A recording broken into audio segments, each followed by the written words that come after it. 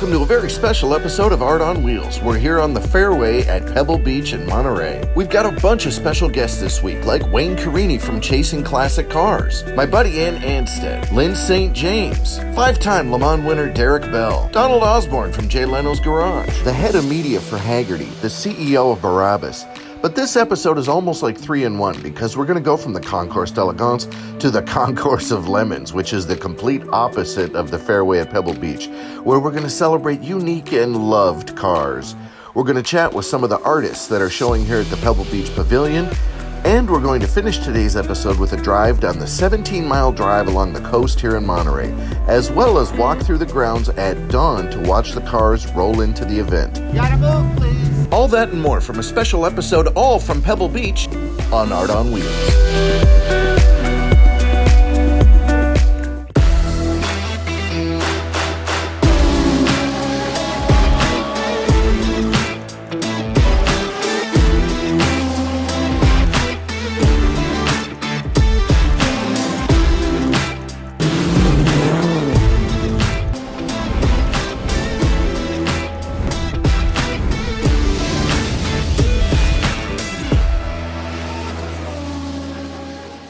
The hardest working man in motorsport, Ann Anstead. How are you, buddy? The second hardest working man, it feels like. You got a big talk going on. What's going on? Yeah, well, I love coming to this show first and foremost. It's one of the premier car shows on the planet. And I've been invited this year to give a talk around the building of our Pikes Peak car. This tiny little startup, this company that myself and a small group of passionate car people put together called Radford. We came up with this crazy idea of entering a very ambitious race. It's a 101-year-old race. It's in Colorado, the quickest to the top of Pikes Peak. It's over 14,000 feet. And that brings, for me, an engineer, loads of engineering problems. The limited amount of oxygen means a combustion engine struggles at altitude. The lack of oxygen also hampers cooling, it affects aerodynamics. Many people have been humbled by that mountain over the last 101 years, and we're up against some big teams, big OEMs, brands that and this tiny but really awesome committed group of people at Radford and all of our partners pulled together, and we managed to get ourselves to the top of the mountain and win our class. So my talk is about the challenges of building that car in 100 days. Because the thing about altitude with a naturally aspirated engine, it requires oxygen to burn fuel. The higher you go, the less oxygen you get. And to bring that into context, by the time our car got to the top, it was half the power that it would have been at sea level. This whole episode is from Monterey and Pebble Beach. This is one of the biggest shows out here. You come all the time. Yeah, I've been to this show many times before. It's a big show.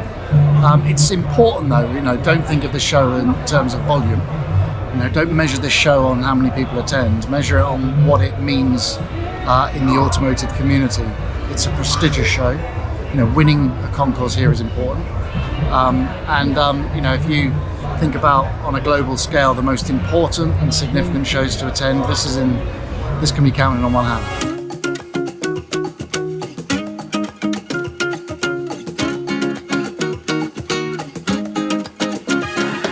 I'm Donald Osborne, and behind me is a 1952 Pegaso Z102 lightweight Competizione Coupe. It is indeed the poster art for the 25th anniversary Pebble Beach Tour.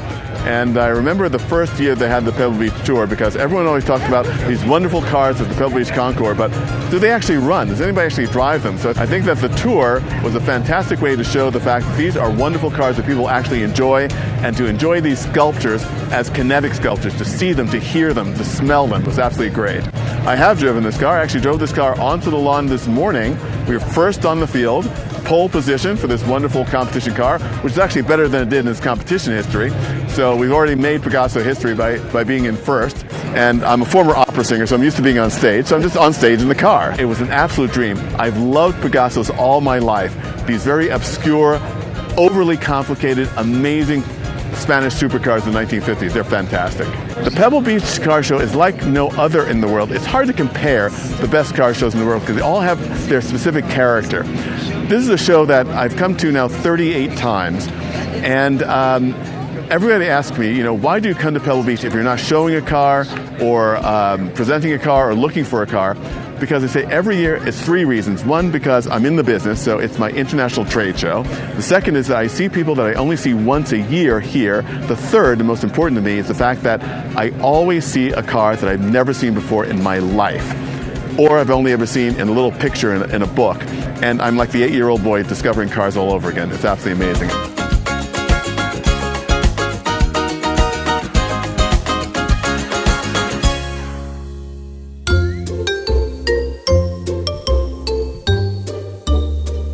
What goes on here today? What's the event? It's a Concours Lemon, so it's the worst of the worst. If you were to have a car show that is Pebble Beach, but on the other end of the spectrum, this is it. So, I mean, we really strive ourselves to get the worst cars in the world all in one location and laugh and have a great time. I'm judging Fords today with my good friends Jay Lamb and Bob Scanlon. I drove a Carmen Ghia in today that's got a dead possum in the trunk. So, I mean, you know, these are the extra things that you really look for when you're judging. You know, dead animals, you know, feces. Nobody's worried about cleaning the grass out of the tread and the tires, you know, dusting the car off 20 times before the judges get there. This is a relaxing show, just have some fun. You put the top part on their car if they won, you slap them once or twice, and then you bring me the bottom part. The Concours des Lemons was a bad idea we came up with to kind of, you know, bring a little bit of fun back to the car show world. You don't have to be a millionaire or a billionaire to have fun with your car, and that's really what we like to feature here. Our prize categories are fairly unique. We have Rueful Britannia, Rust Belt American Junk, Needlessly Complex Italian, and we have some special classes like Best Back Seat and Most Dangerous. It's 3-speed. The top speed I've gotten this up to is probably 35. It's 2-stroke. You have to mix the oil with the gas.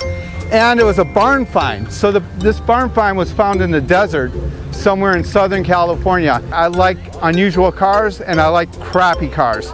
My whole collection is probably one of the worst cars you've ever seen and the most dangerous. I think they go hand in hand. My wife is a little nervous. We do have lots of insurance. And Hub goes, if you can get one of those Peugeots to run, you can have it. So I went out in the back. That was an 81 cream white with green interior, 505 turbo diesel. And I took parts from every other car around it, stuck that car together, drove it up front, and he said, well, you can have it. And that started it all. This is not my only Peugeot. My morning routine when I'm at home is to get up, walk out to the shop, grab one of these, drive to the gas station, and hope that somebody asks me a question about it. Yeah, I drove this about 3,000 miles to come here to Monterey for Car Week. As soon as I showed the van to my dad, he instantly showed me a YouTube clip of John Travolta calling it the Cadillac of minivans. Oh, it's perfect on the highway, super smooth. We had the speedometer buried at a couple times in undisclosed locations. What? Really? How fast is that? It's about 90 miles an hour. When I got into cars and I was like 11, 12, this car was the biggest, baddest, fastest, most expensive car that you could own. Kind of felt like I just needed to do it to see what what was going on. And yeah, I mean, it's a lot of hours, but I don't regret it. It's been a kick. I mean, the thing about this car is that it's so bonkers and it's so well built that it doesn't feel like a pain in the ass to work on it. It just feels fun because it's like, what is this? Like, how does this work and why is this here? And it's just like a joy to work on, I find. And we're looking at my 1982 Mercury LN7. I got it when I was 17 years old. I'm the original owner, and I got it in Warren, Michigan. I'm the owner of Monterey Touring Vehicles, the only classic car rental company in Monterey, or actually in the United States for that matter, and this is one of our vehicles. This is a handmade, one-of-a-kind replica of a 1937 Mercedes Landau limousine. We have 32 cars for rent right now. They can't stop talking about the memories they have with cars. It's so fun. I'm just happy to be alive because I'm not even supposed to be here. My chemotherapy was 2 weeks ago, and I'm a car guy. This bus saved my life. These are people who are battling cancer, who overcame cancer.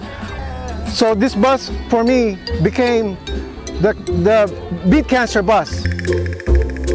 We love the ability of cars to bring people together to celebrate their passion. And if you walk around this show, everybody here has a story behind their car. Hagerty's purpose is to save driving and car culture for the next generation. So we live that every day, from the media we produce to the way we help our clients keep their car on the road and really, share the ride with them and give them a thumbs up. So we love this stuff and we live it.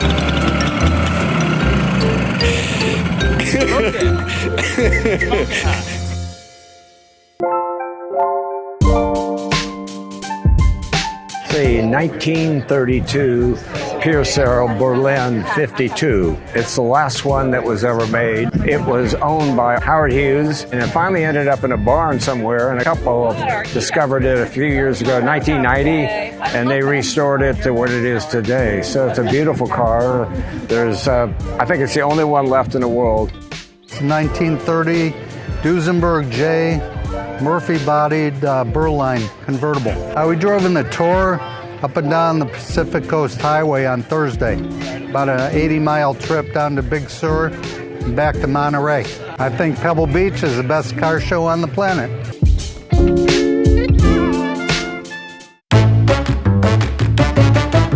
I am John Schomer, and you're looking at the 1908 Benz Prince Heinrich race car. It's a 16-valve, 4-cylinder engine, makes 100 horsepower, and is capable of pushing this car at over 100 miles an hour. I'm Zach McClure with Evergreen Historic Automobiles, and this is our 1934 Bugatti Type 57. It's bodied by Frenet. I tell people this is the Super Bowl for us, right? It's this is the big day. You plan for months. You get the car ready. Late nights and early mornings involved. It's all for this one day. For a lot of people, it's like this is the highlight of their career. People dream about this.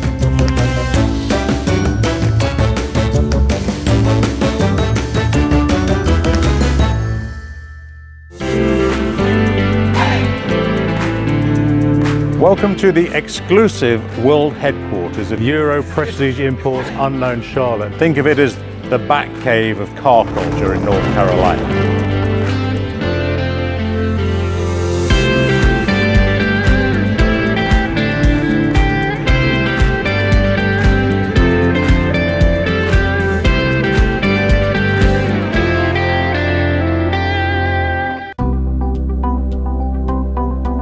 How do you put under one roof everything what is related to car culture? People would say, it's impossible. And two friends of mine said, if you believe in it, just go do it.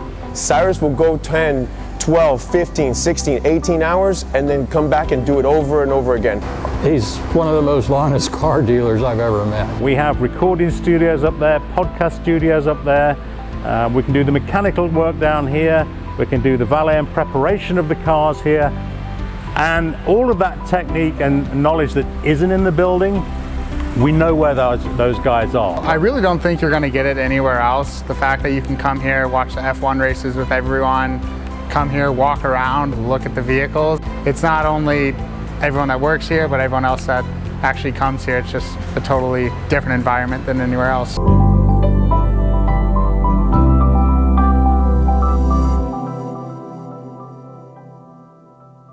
He was a superstar, always was, and I joined Ferrari, and I'm so humbled looking at him and Chris Amon. Motor racing was so competitive in those days that your teammates, you really wanted them to sort of move on somewhere else and perhaps go to another team so you could get in a better car. But and finally, actually he did after a year, and very craftily he moved on to another team and left me to drive a shitbox that he had been the year before.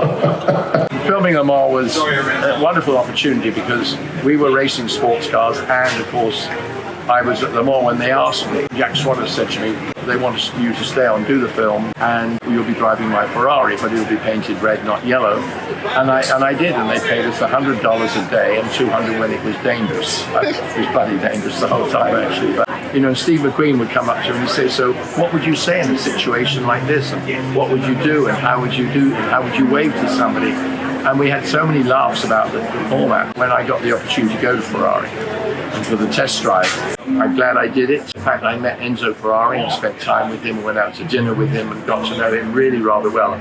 But he was just a phenomenal man. I mean, he's the most amazing man in the history of motorsport. They'd phone me up at the hotel and say, tonight you'll have, not will you, you will have dinner with El Commendatore. And the old man had picked me up at 6 o'clock in a 2+2 or whatever car it was. And which his favourite was the 2+2. He'd pull up outside the hotel. You'd be sitting there with what we call braces, you know, suit with the braces on with the jacket on the back seat. I'd jump in the passenger seat and we'd go off 30, 40 miles for dinner. And, you know, we'd walk into the restaurants and he would, can you believe it? They would go to open the door for him and he'd stand back to let me go into the restaurant. So this is kind of neat. Derek Bell was in here earlier, 5 times Le Mans winner. And he walked past, he was like, hey, that's my car. And sure enough, this is actually not him driving at the time, but this is Ronnie Peterson, Formula One driver, which Derek was as well. But he shared the car with Derek. They actually, I think they went out like most of the Ferraris after about 4 hours in 1970 Le Mans. But they're like trying to keep up with the Porsches. But yeah, he was in here, and that's kind of cool. Like he signed the frame down here, so. Yeah, that's kind of neat. Like we met Derek, and yeah, he signed it down here, so that's really cool. I've been painting the Pebble Beach posters since about 2008. So this is this year's Concours poster featuring the Mercedes SSK overlooking the bay, and then we've got the Tour poster, which is another one. So this is Pegassos. There's 2 different Pegassos, and this is more around towards Spanish Bay on 70 Mile Drive. And then yeah, this one's the Retro Auto, so this is for this sort of area of the event. And this is in a kind of different style. It's kind of my kind of more block kind of postery style. I do love the martinis. You've got the 1973 Targa Florio, and this is the winning car, the RSR, 911 RSR. Very famous car, and it's the 50th anniversary this year. Very cool cars. It's probably the most significant Porsche 911 of the more than 1 million 911s that have been built. That's probably like the one. And then we have different liveries.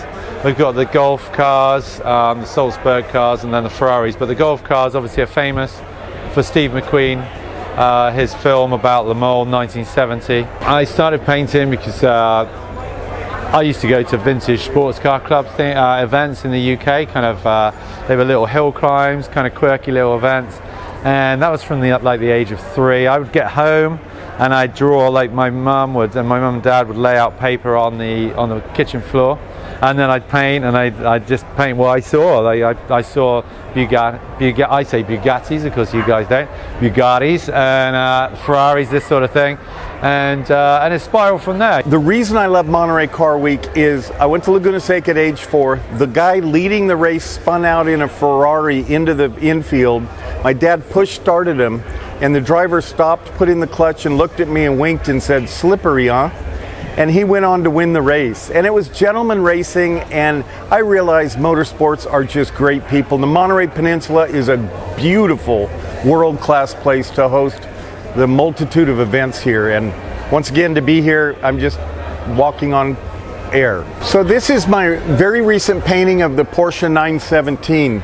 This is the car that won at Daytona in 1971 with Pedro Rodriguez driving it.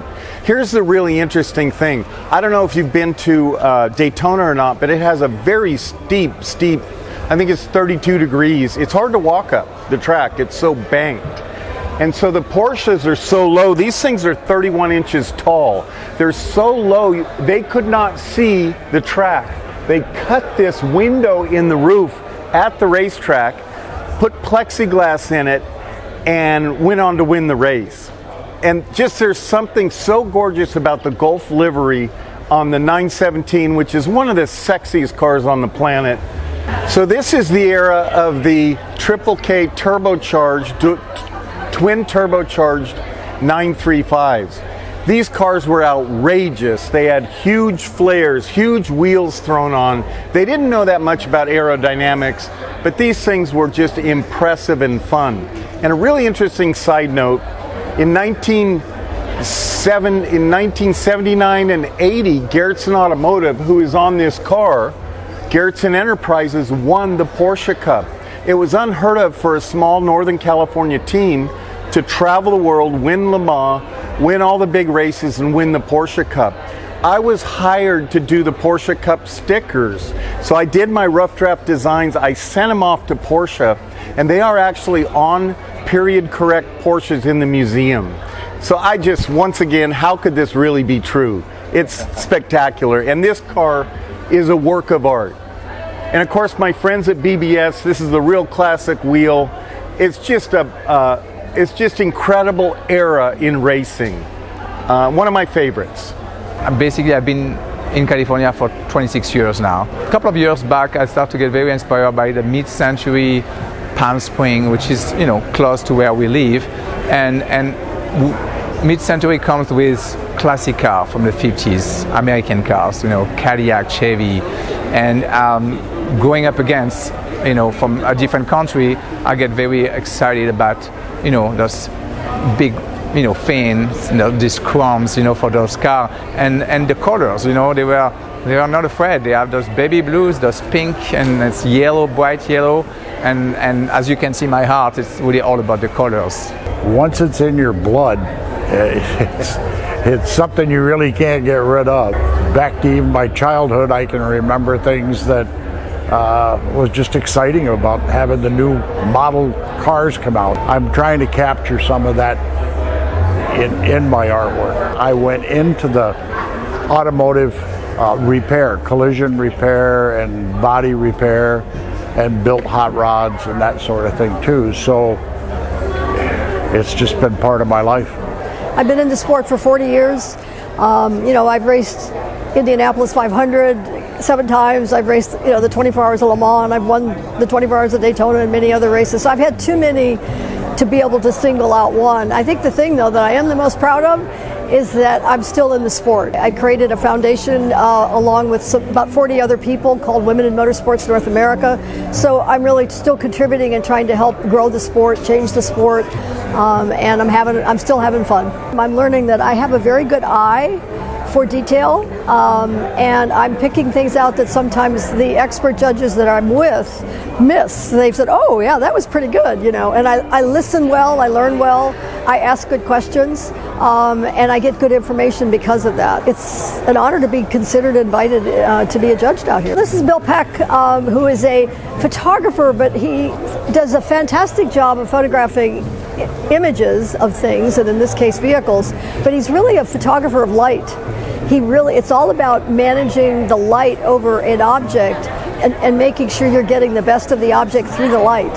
And so it's a different way of looking at it as opposed to taking a picture of a fender or a particular part of the car that may be fantastic. It's how it's lit and where does the light fall. And so it's been fascinating to get to know he and his wife, and we've become friends, and I'm a fan of his work.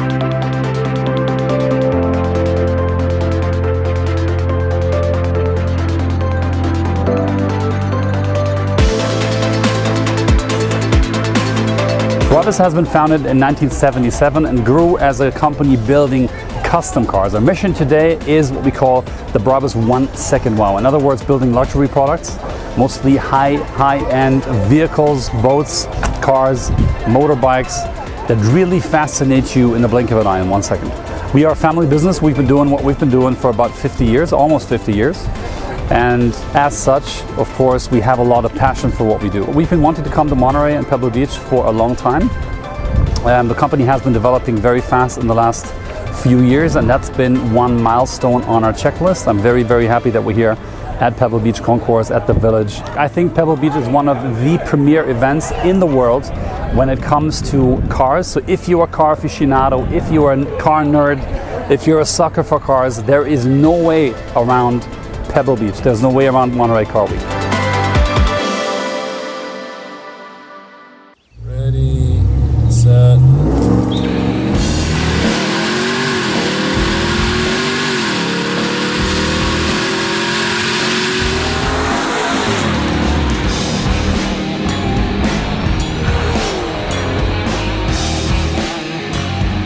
But Hennessy Performance, when stock vehicles aren't enough, people send their vehicles to us for performance enhancements, aftermarket body components, and we take it to the next level.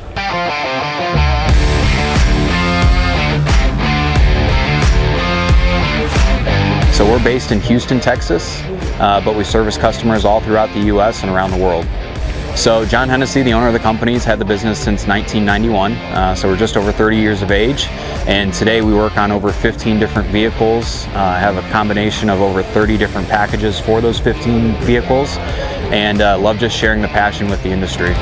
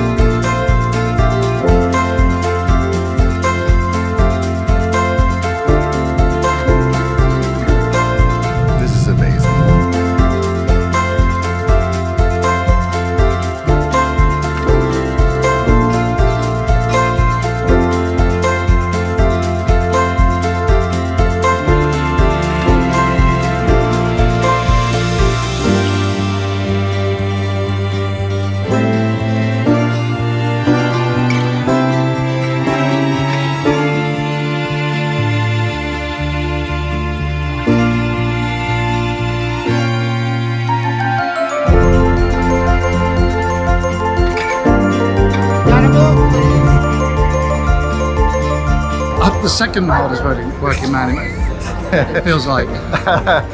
Stay tuned. Yeah. And I'm a former opera singer, so I'm used to being on stage. So I'm just on stage in the car. So I drove a Carmen Dian today that's got a dead possum in the trunk. So I mean,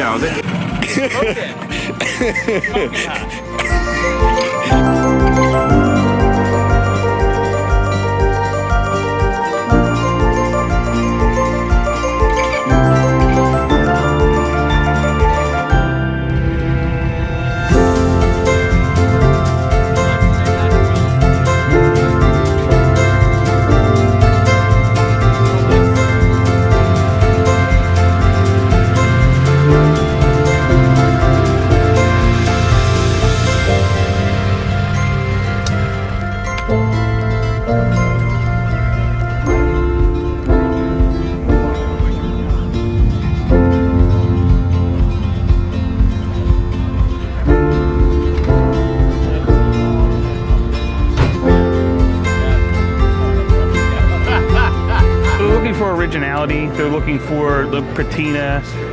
They're looking for, you know, history and importance of the car, provenance and stuff like that.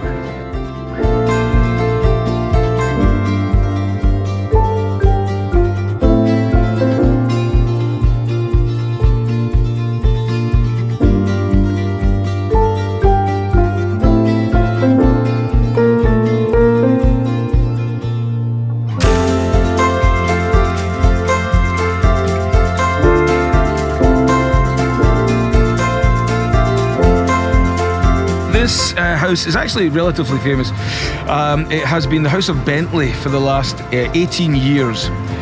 2 years ago, however, because of our luxury partnership with Bentley Motor Cars, we came and we actually had a bar here and a little private room inside. We're launching a brand new bottling called Horizon in one of the rooms. Private tasting room over there. I've had some people in all day. Insane money, insane influence, and weird and wonderful people, all car fanatics, all Macallan fanatics as well, which is fantastic. It's been a long but very beneficial day.